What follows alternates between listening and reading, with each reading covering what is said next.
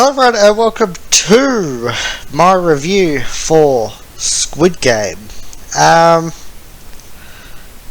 This is a part of the movie review series, TV show, movie, same shit, so yeah. This TV show reviews are going to be a bit different from a movie review, where a movie review I sort of just go through all the big points that happen. This isn't going to be as in-depth or anything as normal. It's also not going to be episode by episode or anything. It's just going to be the series as a whole. Obviously, I'm doing that simply for time reasons. I don't want this to be super duper long, and I also don't want it to be a bit boring. So yeah, let's get into it anyway. So at the time of recording, I finished watching Squid Game last night. Pretty fresh in my mind. Luckily, I wrote down this review, so I'm sort of just reading it, but yeah, whatever. I wrote it down so I knew what I was talking about. Yeah, but I guess we can start off by saying it was good. It was enjoyable to watch. It's not the greatest thing ever, but it was good enough. Also, I don't like reading subtitles, so that's something I didn't like, but yeah. Also, changing the language, the translation I've heard is better when you read the subtitles than it is to watch it in English, so yeah. Also, another thing that I didn't really like was the last 20 minutes or so. Pretty much after he comes home at the end there, the rest of it sort of dragged a little bit. It was only really there to wrap up loose ends and leave the story open for a season 2, which I don't like the fact they've left it open for season 2. Mostly because by the time season 2 comes out, right, I've read rumours that it's coming out, well, it could come out as early as the end of next year. So I think by then people would have already forgotten about it, and also I don't think they can make season 2 as good as season 1. Mostly because it'll be rushed, obviously, if it's coming out at the end of, well, you know, by the end of next year.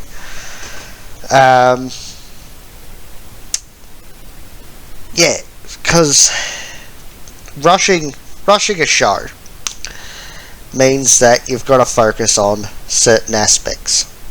Also, with season 2, you'll know what the fan base likes and doesn't like. Sure, you should be trying to, you know, play up the bits that they do like, but you can't do that at the cost of everything else. Right, so what made the show good was a combination of everything that happened, like the acting, the characters, the kills, the score, the story. Since it'll be rushed, they're probably going to forget some of that stuff. You know, for example, the kills, right? They'll up how the kills are happening and all that sort of shit, and it'll be at the cost of the story, which, you know, because it'll just be big, fantastical kills for no reason. Like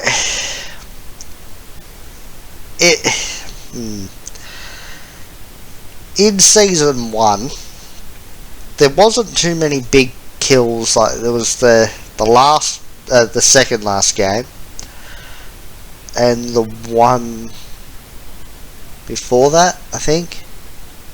I'm trying to think now. No, I don't think it was the one before. It might have been game 3. I don't know. Yeah. Tug of War and the second last one. That's what I was thinking. But they were big kills, but it made sense for the story, where they're just going to sort of, put people in an incinerator or something and go, you have to get out using teamwork, or something like that, and it's not going to make sense. So, if we look at a storyline that's in the show, there is a perfect example of a storyline in the show where the story revolves around the kills, and yet shows that they don't have to be anything extreme. Hell, the games don't even have to be extreme. Like the story between player 1 and player 456, for pretty much the entire time, 456 is looking out for player 1. In the second game, player 1 would have lost, and as we know, losing means dying. He would have lost if 456 hadn't discovered a way to quickly win the game. But then you also look at game 4, which is marbles, right? That's the game, marbles. That's not a fancy game or anything. That's just a random ass game. That's not fun to watch or anything, but it's the tension, it's the story, it's the characters, it's the acting, it's everything building up, and we see that 456, as much as he doesn't want to lose, doesn't want player 1 to die, but someone has to, and in the end, player 456 cheats his way to victory. He didn't want to, he really didn't want to, but he had to, out of necessity. And at the end, that sort of all comes around, and we see what happens, especially at the end there, where he's cheating player 1 out, and player 1 just sort of goes, oh yeah, like how you cheated me out of my marbles. Obviously I'm not jumping too far into it in case you haven't seen it. Spoilers. As much as I'm telling you that somebody dies, it's not too much of a spoiler. Yeah, so definitely check it out, obviously. But yeah, so 456 cheats his way to win, and it destroys him to do it, but he does it. And like I said, it's a simple game, right? Marbles. That's not really fun to watch. If you were standing there on the street, it's something you'd watch for 5 minutes and go, oh, and then somebody wins and you go, right, I'm going now.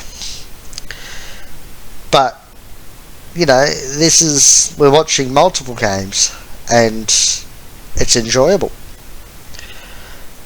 And that's all down to the story and the characters and everything coming together to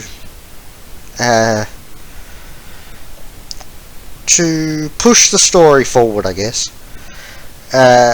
Also, the way, obviously the acting, that sells it.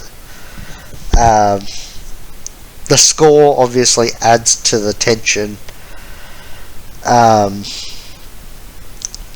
The characters personally need it, which pushes the story forward, and it makes the viewer connect. Sometimes on an emotional level. I wasn't too connected, as in emotionally. I didn't get emotional over it. I just went, oh shit, righto. Yeah. And it makes you sort of feel that you want certain characters to live, certain characters to die. Like any good show, like wrestling, you've got good guys and bad guys. If you're cheering the bad guy, booing the good guy, something's wrong. Also, the bad guy might just be a really, really good wrestler that you like because he's really, really good. you know, that's just how shit happens. Yeah, so in season 2, if they change any of that, really, like if they focus more on the kills rather than story, if they focus more on getting big name actors instead of getting the correct actors, like all that shit, you change or focus on one of them, ruins the entire thing, because it's not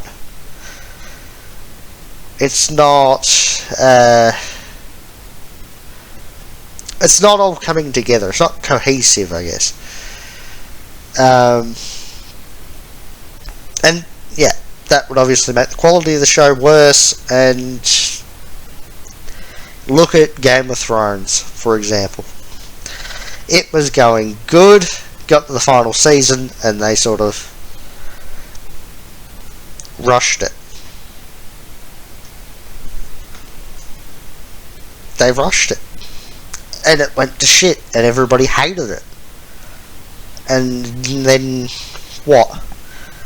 They were sort of like, oh, everybody didn't like that. Hell, I know somebody who watched Game of Thrones pretty much from when it came out, all the way through to the final season, got to the last episode, and has not watched the final episode. Because you don't want to see the ending that is so shit. So, you know, let's not have Squid Games become that. Let's just leave it at one season, you know? One season, it's good. Not something I'd watch again. Something if somebody hadn't seen it, I'd say, yeah, watch that. But nothing I'd watch again, mostly because I don't want to read subtitles, but yeah. In other words, Season 2 is unnecessary. And, you know, that's my thoughts. You can let me know what you think in the comment section. But, yeah, I think it's unnecessary. But, let's move on to the plot. Because, why not? Let's talk about the plot. Which is basically, like they're in Korea, South Korea. And pretty much not pretty much, everybody in this game is in debt. Like, you know, a shit ton of debt. And the main guy, player 456, he accepts an invite to play a game to earn money, where to get to that game he gets kidnapped. You know, they didn't tell him that was going to happen, but that's what he signed up for. Yeah, and we later find out that the place that they get taken to is on an island. We'll get to all that later, though. They've got a series of 6 games. You win a shit ton of money if you win all 6. The money is collected in a massive piggy bank that's suspended from the ceiling. The massive piggy bank starts empty, and then as people die, it fills up. There's a total of 456 people, or competitors. Yeah, so when they wake up, they're all gathered in a room together, massive room, full of beds and whatnot. There's also staff there that are dressed in jumpsuits with PlayStation controller buttons on their heads, like the triangle, the square, and the circle. That tells you sort of what rank they are. You'll learn that as you're watching it. And they lead them to their first game, which that's how they work it, that when you're eliminated, you die. After the first game is held, after the first game is finished, a vote is held, and it's everything in this place is fair. Majority rules. If you want to leave, majority says let's go, you go. Which a majority does vote to leave, so everyone leaves. However, they all find that it's shit being on the outside, in debt, running away from debt collectors and whatnot. So a majority goes back in. I think it was like 12 or something. I can't quite remember. It was a few days ago when I watched that episode, but yeah. 12 or something didn't come back. That was it. Out of, it was about 200 or something.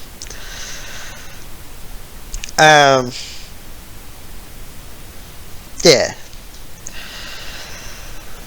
So before player 456 comes back, he is asked by a cop about the card he received that gave him the number to go to this place, and he sort of blows the cop off, but the cop later follows him there because he is investigating his brother's disappearance who had the same card. Yeah. That's basically the plot, really. Like, there's two major ones, I guess. There's the game, and the cop looking for his brother. There's a whole bunch of minor plots in there, character to character sort of thing. But yeah, that's basically it, I think. At least that's my thoughts on it. If I had to explain it to someone, that's sort of how I'd do it. Yeah. I guess we can get to a star rating here. Out of 5 stars, I think I'd give it a 4 star. It wasn't bad. It was good. Worth a watch if you haven't seen it. Also, if you've got about 9 hours to put aside, watch it all at once. Don't watch one episode here and then another one here and another one over there, and 3 days time I'll watch the next episode. It should be watched back to back to back to back. I didn't have the time. I watched like the first 3 episodes, I think, sort of, one day and then the next day and the one after, and then I watched the rest of them all together yesterday. Yeah, at time of recording, I should say. Yeah, I watched it yesterday at time of recording. Also, if you don't mind reading subtitles, then definitely give it a watch. If you really, really hate it and you know that you're not going to be able to do it, then I understand not watching it. Also, you could change the language, but like I said, the translation is better subtitles than in the English dub. But yeah, I don't know. It's up to you. If you're really interested and you want to watch it, then you can change the language, but I would personally just read the subtitles. But yeah, that's it for my review on Squid Game. Let me know what you thought of it in the comment section down below. You can like, share, subscribe to the channel, hit notification bell, follow the Facebook, Twitter and Twitch. Links to those are in the description. And other than that though, thanks for watching, goodbye, good night.